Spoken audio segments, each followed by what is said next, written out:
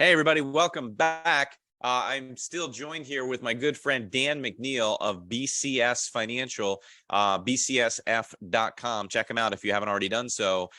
Dan, last time we talked about how BCS and yourself personally are working with brokers and GAs throughout the country to really fill a niche and fill a benefit that is greatly needed.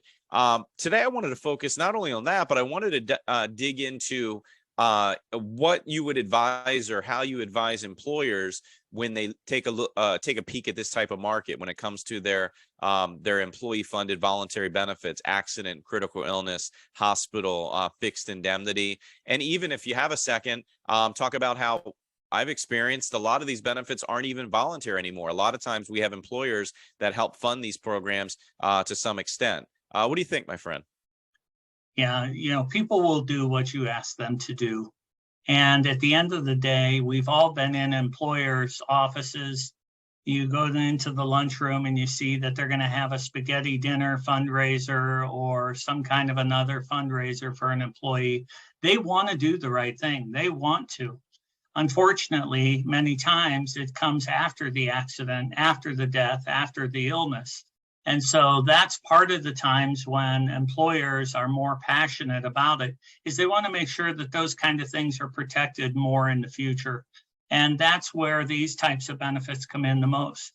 I think what BCS and our team does is we do an excellent job when we're speaking with the employer and we're doing the fact finder and we're trying to find out exactly what it is that has brought us in there that day. And I think that the product is very important, but it is not the end all be all. The fact is that an average plan, if someone owned it versus no plan at all, is a much better plan. Our plans are certainly well above average. They're bright, shiny, new. They have all the new whips, whistles, and balloons, which is great. And I used to say that the accident plan was written by a couple of monks up in the mountain and everybody else just copied it from there on out. But I think that people will be very encouraged when they see these new plans and all the things that we're able to do that kind of help support the priorities of the employer and certainly of the policyholders. I love it. I love it. And, what better way to end than to end this series than with whips, whistles, and balloons. I love that. I've never heard that expression, but I couldn't agree more. So, Dan, it's been a pleasure getting to know you and getting to know BCS a little bit more over the last many weeks.